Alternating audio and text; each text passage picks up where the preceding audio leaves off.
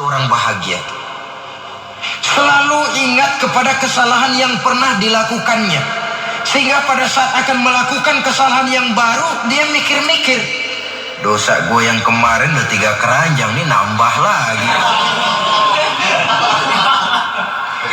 Ingatannya terhadap kesalahan yang lalu akan merupakan langkah preventif yang mencegah dirinya untuk tidak menambah kesalahannya.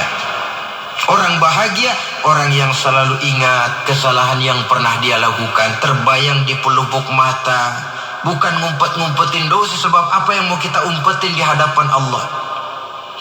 Yang kedua, tanda orang bahagia itu orang yang selalu melupakan kebaikannya. Kalau dia berbuat baik, dia lupakan, dia anggap dirinya belum pernah berbuat baik, sehingga di mana ada kebaikan dia tidak bisa ikut, dia merasa sangat rugi, sebab dia anggap dirinya belum pernah berbuat baik.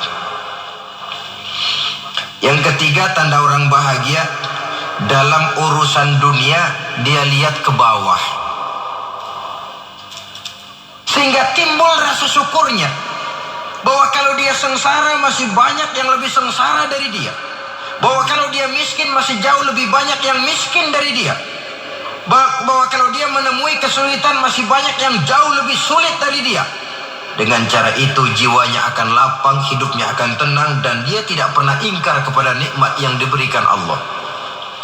Sebaliknya, yang keempat, tanda orang bahagia itu dalam urusan akhirat dia lihat ke atas. Dunia lihat yang bawah, akhirat lihat yang atas. Kalau dia bisa sholat, kenapa saya tidak? Kalau dia sanggup puasa, kenapa saya tidak? Kalau dia bisa baca Quran, kenapa saya tidak? Timbul panas, nyontoh ibadah mendatangkan kebahagiaan. Rakus ibadah malah dianjurkan, rakus dunia malah tercela.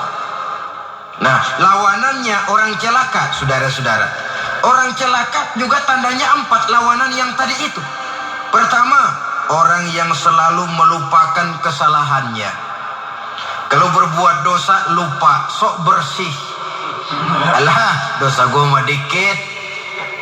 Saudara hadirin yang saya muliakan, orang yang selalu melupakan kesalahan, menganggap dirinya bersih, akhirnya kalau ingin berbuat dosa nggak mikir-mikir, tidak ada lagi yang ditimbang-timbang. Selanjutnya, yang kedua, orang celaka itu orang yang selalu mengingat kebaikannya. Akhirnya apa? Timbul sifat nepuk dada, membanggakan jasa, lahirlah pahlawan-pahlawan kesiangan. Selalu membanggakan diri, nepuk dada, kalau enggak saya, itu masjid kalau enggak saya, itu pesantren kalau enggak saya, itu umat kalau enggak saya. Memangnya kalau enggak sampean kenapa? Orang yang celaka adalah orang yang selalu menghitung-hitung kebaikan yang pernah dikerjakannya. Keikhlasannya kurang, makin dia hitung, makin kurang nilai pahalanya itu. Makanya kalau berbuat baik, ya anggap saja buang sampah, gak usah ditengok-tengok, gak usah diingat-ingat, dan gak usah mengharap orang yang kita tempat berbuat baik akan membalas kebaikan. Saudara hadirin yang saya muliakan,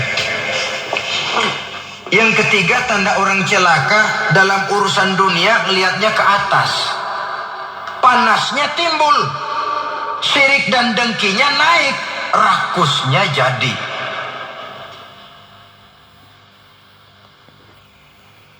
Timbul sifat panasnya itu, tidak mau ngerti. Kalau tetangga saya bisa beli kulkas, kenapa saya tidak? Kalau tetangga saya bisa beli motor, kenapa saya tidak? Kalau tetangga saya bisa beli mobil, kenapa saya tidak? Gaji nggak cukup, tuyul piara.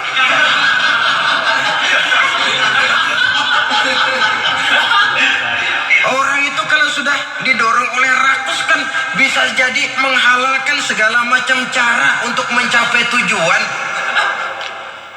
Dibakar oleh sifat tamak dan rakus bin serakah. Nah, kalau sudah didorong oleh rasa rakus, yang segera tersingkir pertama rasa malu. Orang kalau sudah rakus nggak ada malunya, rasa malunya hilang. Padahal syarat jadi orang itu kan kalau punya rasa malu. nggak punya rasa malu, kurang syarat jadi orang. Akan bagaimana jadinya masyarakat, bahkan bangsa dan negara, kalau rakyatnya sudah tidak punya rasa malu. Yang kedua, rasa takut hilang, terutama takut kepada Allah. Sirna sama sekali. Sudah tujuan menghalalkan cara. Yang keempat, tanda orang celaka dalam urusan akhirat, lihatnya malah ke bawah. Kenapa kamu enggak sholat? Itu bapak anu yang tua enggak, saya enggak lagi. Kenapa ngelihatnya mesti kepada yang begitu? Sehingga lalu tidak ada gairah untuk mencontoh. Saudara-saudara kaum muslimin rahimakumullah, walaupun serba singkat oleh karena terbatasnya ruang pembicaraan ini, mudah-mudahan bisa memberikan gambaran sepintas tentang ciri-ciri orang yang bertaubat. Dengan harapan, marilah kita menjadi orang yang bertaubat sebenarnya dengan ciri menyesal